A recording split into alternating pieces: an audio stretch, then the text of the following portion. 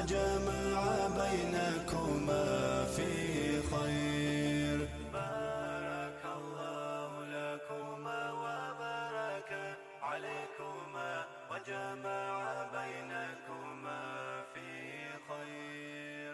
شادی مرد اور عورت کے بیچ میں محبت اور رحمت، کیئر اینڈ کائنڈنس کا ایک رشتہ ہے، اور وہ ان اسباب میں سے ہے جو خوش بختی لاتے ہیں دونوں کے درمیان. اللہ تعالیٰ کا فرمان ہے اور اس کی نشانیوں میں سے ہے کہ اس نے تمہارے لیے تمہارے نفسوں سے بیویاں پیدا کی، یعنی تمہی میں سے پیدا کی، یعنی انسان کی بیوی انسان ہی ہے، تاکہ تم اس کی طرف یا ان کی طرف آرام پاؤ. تو یہاں بیوی جو ہے اس کا خاندانی زندگی میں ایک بہت بڑا رول پتہ چل رہا ہے کہ وہ اپنے شوہر کے لیے بھی سکون کا باعث ہوتی ہے اور اپنے بچوں کے لیے بھی، اور اس نے تمہارے درمیان محبت اور رحمت پیدا کر دی.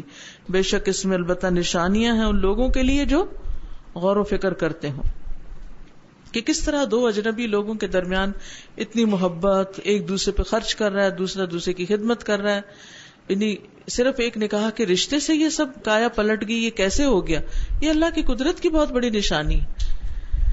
امام ابن کثیر کہتے ہیں اس کی مکمل رحمت میں سے، کامل رحمت میں سے، یعنی اللہ تعالیٰ کی بنی آدم پر، کہ اس نے ان کی ازواج کو انہی کے جنس سے جوڑا بنایا اور ان کے درمیان، یعنی شوہر اور بیوی کے درمیان محبت پیدا کر دی.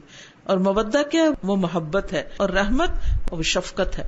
کیونکہ شوہر یا مرد روک کر رکھتا ہے بیوی کو یا تو اس کے ساتھ محبت کی وجہ سے یا اس پر رحمت کرتے ہوئے، مہربانی کرتے ہوئے، بِأَن يَكُونَ لَهَا مِنْهُ وَلَدٌ کہ اس سے اس کی اولاد ہے، او محتاجتاً الیہ یا وہ اس کی محتاج ہے، فی الانفاق مال خرچ کرنے میں، او للالفت بینہما یا ان کی باہم محبت کی وجہ سے، وغیر ذالک وغیرہ وغیرہ.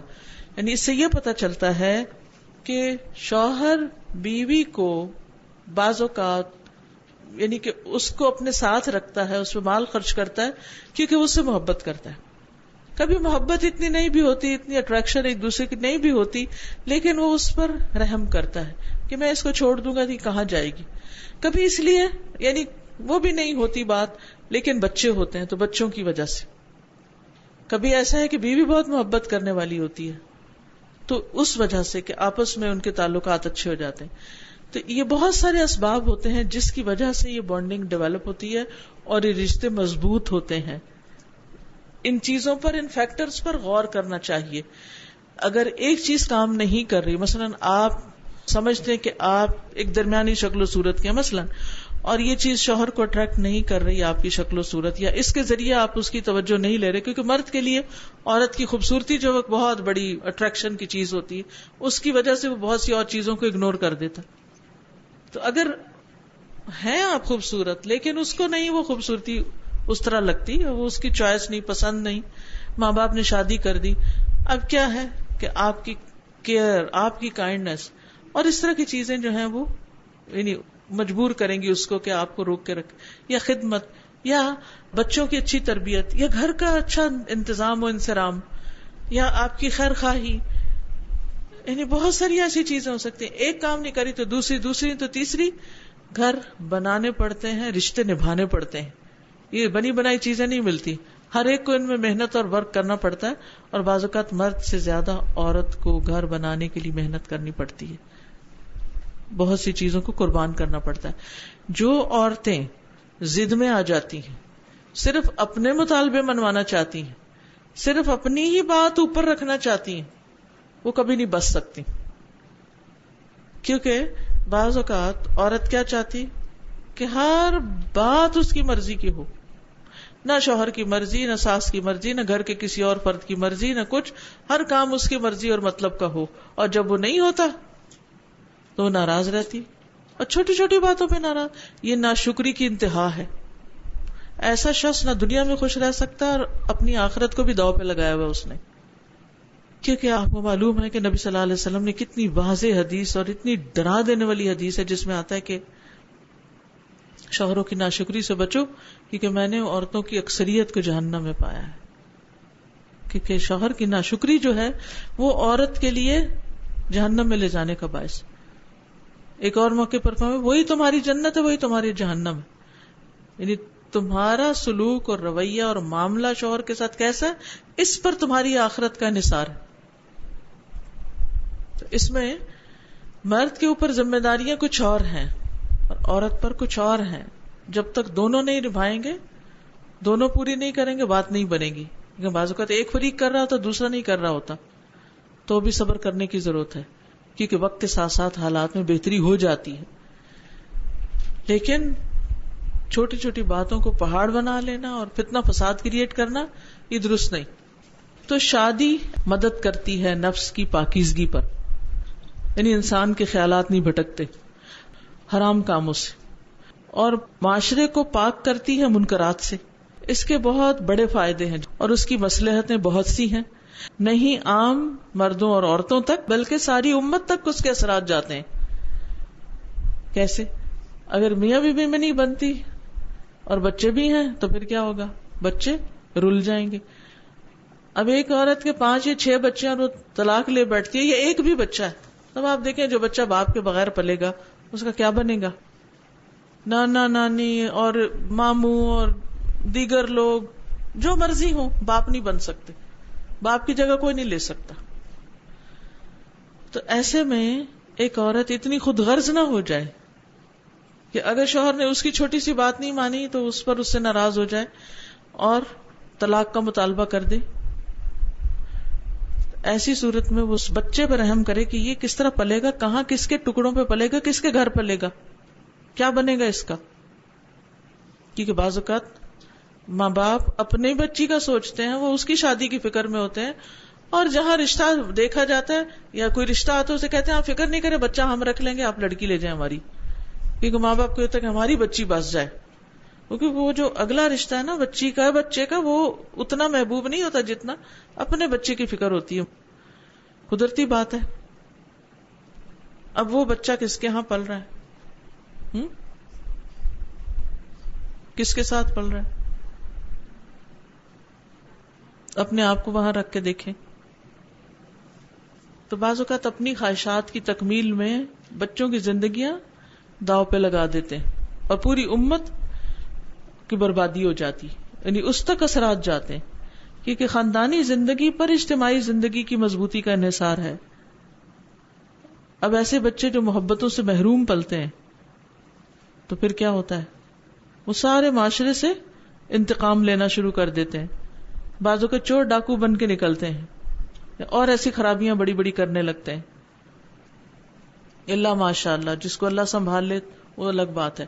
امام ابن قدامہ رحمۃ اللہ علیہ کہتے ہیں کہ مشتمل ہے شادی دین کے تحفظ اور اس کی مضبوطی پر اور اس کی حفاظت پر, اور عورت کی مضبوطی اور اس کی حفاظت اور اس کی نگرانی پر. عورت کو شوہر کی نگرانی چاہیے ہوتی, شادی سے پہلے ماں باپ کی نگرانی چاہیے ہوتی, شادی کے بعد شوہر کی نگرانی چاہیے ہوتی ہے, کیونکہ اللہ نے مرد کو عورت پر کیا بنایا ہے؟ قوام بنایا ہے. کیونکہ آج کے لیے ٹرینڈ بہت ہو رہا ہے, ہم خود کما سکتے ہیں, ہم انڈیپینڈنٹ ہونا چاہتے ہیں, ہم کیوں روز کی باتیں سنیں, ہماری مرضی کیوں نہ چلے, ہم صرف شوہر کی کیوں سنتے رہیں. لیکن صرف کھانا پینا ہی تو مسئلہ نہیں نا زندگی کا, عزت و آبرو کی حفاظت بھی چاہیے, پروٹیکشن چاہیے, اولاد کے معاملے میں فیصلے کرنے کے لیے ایک سپورٹ چاہیے, اور نسل کے وجود میں لانے کے لیے اور امت کی تعداد میں اضافے کے لیے, اور نبی صلی اللہ علیہ وسلم کی اپنی امت پر کثرت کے فخر کو ثابت کرنے کے لیے. اس کے علاوہ بھی اور ایسی مصلحتیں جو راجح ہیں یعنی اہم ہیں, جو نفل عبادت پر بھی بھاری ہیں, یعنی نفلی عبادات اور دیگر کام کرنے سے زیادہ اہم ہے. جو چیز زوجین کے لیے لازم ہے, ایھا الکرام, اے معزز بھائیو, کہ دونوں شکر گزار ہوں اللہ عز و جل, کہ اللہ نے ان دونوں کے لیے آسان کر دیا اکٹھے رہنا اور انہیں توفیق دی اس عظیم نعمت کی. یعنی اللہ نے ان کو جمع کر دیا, اور جمع ہونا ان کا, اکٹھے ہونا, اور پھر بعد میں اکٹھے رہنا, مل کے رہنا آسان کر دیا, اور ایسی نعمت عطا کی کہ جس سے بعض لوگ محروم ہیں. کسی بھی نعمت کا شکر اس وقت آتا ہے جب انسان ایسے لوگوں کو دیکھے جن کے پاس وہ نعمت نہیں ہے، پھر انسان شکر کرتا ہے کہ الحمدللہ یہ نعمت ہے. اور اس عظیم نعمت کے شکرانے کے لیے کیا لازم ہے کہ وہ دونوں دور رہیں ہر اس چیز سے جو اس ملاپ کی رسی کو کاٹنے کا سبب ہو جو ان دونوں کے درمیان ہے. وصل کہتے ہیں ملاپ کو، یعنی اس تعلق کے ٹوٹنے کا جو بھی کوئی سبب ہے اس سے دور ہو جائیں. کوئی انسان ہے، کوئی کام ہے، کوئی جاب ہے، ماں باپ ہے، کوئی بھی. یہ بڑی اہم بات ہے. یعنی ہسبینڈ وائف کے بیچ میں کوئی تیسرا انٹرپٹ نہ کرے، حتیٰ کہ ماں باپ بھی نہ کرے، کوئی دوست نہ کرے، کسی اور کی محبت نہ کرے. نہیں، اللہ نے یہ رشتہ بنایا، اللہ نے ان کو اکٹھا کیا، اب یہ دونوں اس کو نبھانے کی فکر کریں اور ہر اس چیز سے دور ہو جو اس رشتے میں خلل ڈالنے والی. کہیں پر کسی بھی جگہ کسی بھی گھر میں ہسبینڈ وائف کے بیچ میں کوئی چیز جو لڑائی کا باعث ہے اسے ختم کرنا ضروری. خواہ وہ کوئی انسان ہے، خواہ وہ کوئی کام ہے، خواہ وہ کوئی عادت ہے، اس کو ہٹانا ضروری تاکہ دونوں کا آپس میں نبھا اچھا ہو.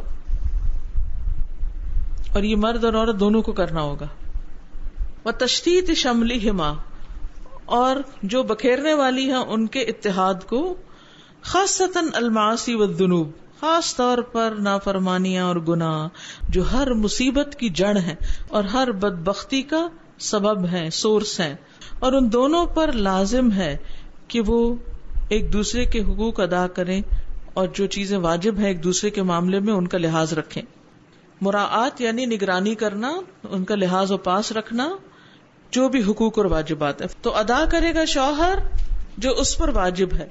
اپنی بیوی کی خیرخواہی اور نصیحت کے معاملے میں جو شوہر کو لازم ہے کرنی وہ ضرور کرے. اپنی اولاد کے معاملے میں وہ انہیں ابھارے اس چیز پر جو انہیں دونوں جہانوں میں فائدہ دے گی اور ڈرائے ان کو جو ان کو نقصان دینے والی چیز ہے. اور شوہر پر لازم ہے کہ وہ ان پر خرچ کرے، یعنی بیوی بچوں پر، اور وہ حریص ہو کس چیز کا، ان کی ضروریات پوری کرنے کا. یہ شوہر کی ذمہ داریاں ہیں، فرائض ہیں. وَعَلَى الْمَرْأَةِ، اور عورت پر کیا لازم ہے کہ وہ کیا کرے، اپنے شوہر کی اطاعت کرے اور وہ حریص ہو کس چیز کی، شوہر کی خواہشات پوری کرنے کی، نافرمانی کے کاموں کے علاوہ. اللہ کی نافرمانی کے کاموں کے علاوہ باقی جو شوہر کے مطالبے ہیں وہ ان کو پورا کرے، اور اپنے شوہر اور گھر کے معاملے میں جو چیز اس پر لازم ہے کہ کرے وہ ان کو کرنے کی پوری کوشش کرے. یعنی عورت کی ذمہ داری بھی بتا دی گی، مرد کی بھی. کیا سمجھ آیا؟ دونوں کی کیا کیا ذمہ داری، شوہر کی کیا ذمہ داری ہے؟ نمبر 1 وہ کیا کرے، بیوی بچوں کا خرچ دے، نان نفقہ دے. نمبر 2 ان کی خیرخواہی کرے اور ان کی رہنمائی کرے، ان کو نصیحت کرے اور ایسی چیزوں سے بچے کہ جس سے گھر میں فساد ہو. یہ جنرل تھی دونوں کے لیے. بیوی پہ کیا لازم ہے کہ شوہر کی اطاعت کرے، گھر اور شوہر کے معاملے میں جو اس کی ذمہ داریاں ہیں ان کو پورا کرے، اور وہ بھی ان چیزوں سے بچے جس سے گھر میں لڑائی پیدا ہوتی. اور لڑائی کن چیزوں سے پیدا ہوتی ہے یہ بتائیے. اہم ترین چیز کس سے لڑائی پیدا ہوتی ہے؟ کیا ہے مصدر اور سورس لڑائیاں پیدا کرنے کے؟ جڑ کیا ہے؟ گناہ. اچھا، گناہوں سے گھروں میں لڑائیاں ہوتی ہیں؟ جی بالکل. گناہوں سے شوہر بیوی کا رشتہ کمزور ہوتا ہے، بالکل. اللہ کی نافرمانی سے ہوتا ہے یہ. اس سے بچے. آپ دیکھیے کیسی آپ کی زندگی میں خوشی پیدا ہو جائے گی. مثلا ہم لڑائیوں کو کس اینگل سے دیکھتے ہیں؟ اچھا، شوہر اور بیوی کے درمیان ہم کہتے ہیں ساس نے پھوٹ ڈلوا دی. ٹھیک ہے، اس نے کیوں پھوٹ ڈلوا دی؟ کیا ہوا؟ وجہ کیا ہوئی تھی؟ اس نے بیٹے کے کان بھرے. مثلا بیٹے کو غصہ آیا، بیٹے نے لگائی دو بیوی کو، میں برا بھلا کہا. سوچئے ساس کو ضرورت کیوں پیش آئی بیٹے کے کان بھرنے کی؟ کیا کیا تھا آپ نے؟ یعنی کہ اس کے ساتھ آپ نے کوئی زیادتی کی. بزرگوں کا حق کیا ہے؟ کچھ بھی ہو ان کا حق کیا ہے؟ ساس سسر بھی ماں باپ کی جگہ ہوتے ہیں. ٹھیک ہے، وہ برابر کا درجہ تو نہیں، لیکن بہرحال ہے تو ماں باپ ہی. ان کے ساتھ حسن سلوک نہیں کیا، عزت نہیں کی، توجہ نہیں کی، ان کو محبت نہیں دی. کیا چاہیے ہوتا ہے بڑوں کو؟ آپ سے مال نہیں چاہیے ہوتا، ان کو محبت چاہیے، کیئر چاہیے ہوتی. وہ چاہتے ہیں کہ کوئی ہمیں پوچھ لے. کھانا کھا بھی چکے ہو نا تو پھر بھی پوچھا کرے کھا لیا آپ نے، کچھ اور تو نہیں چاہیے. سو کے اٹھے، اچھا آپ کی نیند پوری ہوئی، آج آپ کو نیند آئی، اچھا آپ نے دوا کھا لی. چاہے آپ نے ان کے لیے ملازم رکھے ہوئے ہوں جو ان کی ہر ضرورت پوری کر رہے ہیں، کوئی نرس رکھی ہوئی آپ نے ان کی کیئر کے لیے، پھر بھی آپ خود بیٹھے ساتھ پوچھے یہ ہو گیا، یہ ہو گیا، یہ ہو گیا. کیئر. اگر آپ ان کو روز سلام کرنے والے، حال پوچھنے والے ہیں، تھوڑا سا بس آگے ہونے والے ہیں، توجہ اور اہمیت دینے والے، محبت دینے والے، تو نہیں ان کو ضرورت پیش آئے گی کہ وہ کوئی اپنے دکھڑے اور گلے اور شکوے پھر بیٹھ کے بیٹے کے ساتھ کریں، کیونکہ اور تو ان کو کوئی ہمدرد نظر نہیں آتا، اپنا بیٹا ہی نظر آتا ہے، پھر انہوں نے اسی سے کرنی ہے. وہ اس سے نہ کریں، وہ آپ سے کریں. ایسی بیٹی بن جائے کہ وہ آپ سے کریں. جو انسان بڑا ہوتا جاتا ہے نا، چھوٹی چھوٹی چیزیں اس کو بہت دکھ دینے لگتی، اور خصوصاً خواتین. عام طور پر لڑکے جب جوان ہوتے ہیں تو عورتیں مینوپاز کی عمر میں پہنچ چکی ہوتی ہیں، کریٹیکل ایج، جس میں وہ بعض اوقات اپنے وجود سے بھی تنگ ہوتی ہیں. ایسے میں بہو کو تو سمجھ ہی نہیں آ رہی کہ ان کو ہے کیا، ان کا موڈ ہی کیوں آف رہتا ہے ہر وقت. کسی نے بتایا ہی نہیں، نہ ہم نے جاننے کی کوشش کی کہ بزرگوں کے موڈ کیوں آف ہوتے ہیں. ہم کہتے تم روٹھے ہم چھوٹے، آپ رہے موڈ آف کر کے، ہم جا رہے ہیں اپنے کام سے، باہر نکلے، ہم اپنے دوستوں سے اپنا دل بہلا رہے ہیں. مسائل کو جانیے، ان کو حل کرنے کی کوشش کیجیے، ان کو دباتے نہ جائیے. کسی دن وہ لاوا بن کے اٹھیں گے، سب کچھ لے جائیں گے بہا کے. اسی طرح آپ دیکھیے کہ بعض اوقات لڑکیاں کچھ ایسی حرکتیں کرتی ہیں کہ جو درست نہیں ہوتی. مثلا ایک گھرانہ دیندار ہے اور جو لڑکی گئی وہ نماز نہیں پڑھتی، اس کو کہا جا رہا نماز پڑھو، توجہ نہیں، پرواہ نہیں، اٹھ نہیں رہی. آخر اس کے شوہر کو بتانا پڑے گا نا، بھی تم فکر کرو گھر کی، یہ دیکھو کیا ہو رہا ہے. اب اس سے شوہر اگر ناراض ہوا، غضبناک ہوا تو پھر کیا ہوگا؟ لڑائی جھگڑا ہوگا، فساد ہوگا. تو یہ ہمارے ہی گناہ ہوتے ہیں بعض اوقات، جو گھوم پھر کے ہمارے لیے مصیبت کا باعث بنتے ہیں.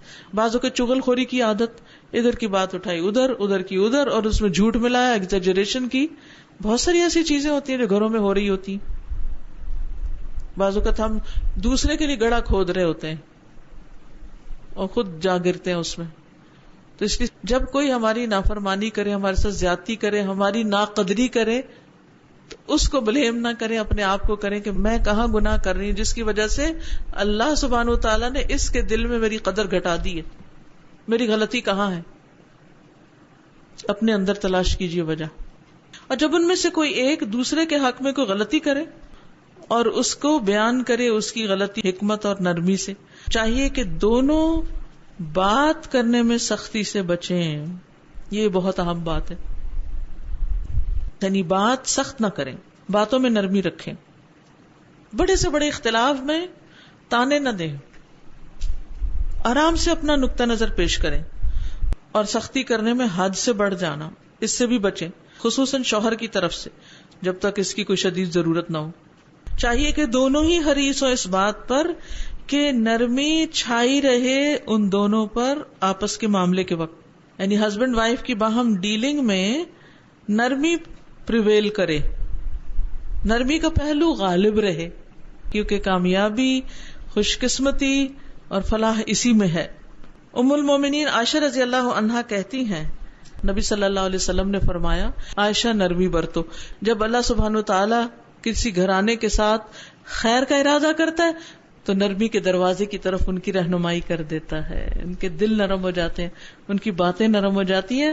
لڑائی جھگڑے کے بعد پھر معافقت اور محبت پیدا ہو جاتی ہے، حالات نارمل ہو جاتے ہیں. اور یہ نرمی اور آرام اور عزت کے ساتھ معاملہ کرنے کے ساتھ ہوتا ہے، ادروائز نہیں. سختی کے ساتھ یہ مسائل حل نہیں ہوتے. یاد رکھیے، سختی سے چیزیں ٹوٹ تو سکتی ہیں لیکن جڑ نہیں سکتی. جوڑنے کے لیے بھی نرمی چاہیے ہوتی ہے. بارك الله لكما وبارك عليكما وجمع بينكما في خير. بارك الله لكما وبارك عليكما وجمع بينكما